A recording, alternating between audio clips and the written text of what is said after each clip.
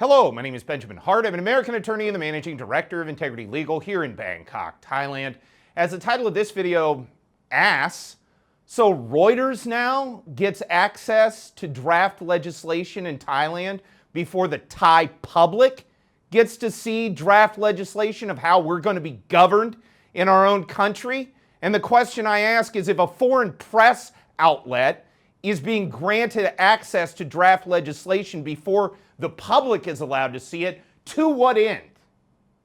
Is it part of this overall push, which I'll get into here in a moment, by a bunch of foreigners trying to put casinos in Thailand and then tell us how that's going to work from a legal standpoint with true competition and nonsense, which I'll get into here in a minute when I'm quoting what I'm going to quote. But back to my original question.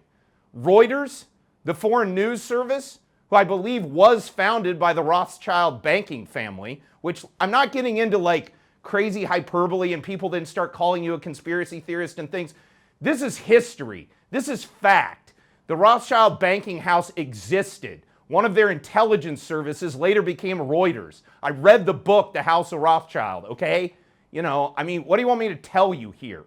Okay, and then meanwhile, here's Reuters getting draft legislation that will have an impact on Thailand, and they're inside the decision curve on this stuff? Why? Let's get into the citation. I thought of making this video after reading a recent article from the Bangkok Post, bangkokpost.com. Article is titled, "Thailand's Big Casino Gamble Hangs on the Fine Print."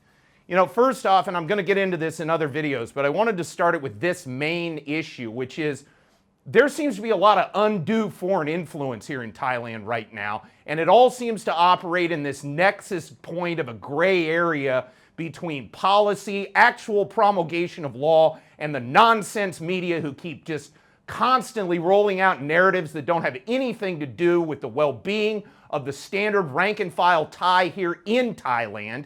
And they roll out these narratives as if they're a foregone conclusion, and these things are just going to happen to Thailand.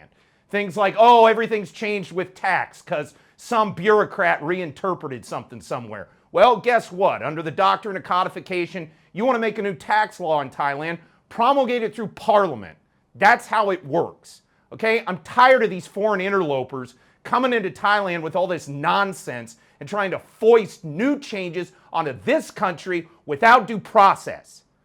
Now that said, let's quote directly, and I highly urge those who are watching this video, go check out that article and read it between the lines, especially for the parts where they constantly imply there's something wrong with Thailand. Thailand needs to open up to true competition, i.e. needs to be opened up for the foreigners to come in here and hamstring everybody, cut all our throats economically, and then just leave us bleeding out. How about no true competition? How about Thais take care of Thais in Thailand? That said, quoting directly, Reuters has reviewed the latest draft of the legislation, again, quoting from the Bangkok Post, not yet made public. I want to read that again. A foreign news organization, which at one time was literally the intelligence service of the Rothschild banking family, has access to draft legislation that the Thai public does not currently have access to. Quoting again from the Bangkok Post, Reuters has reviewed the latest draft of legislation not yet made public, which envisages a new commission to regulate gaming and coordinate with investors in setting up such complexes.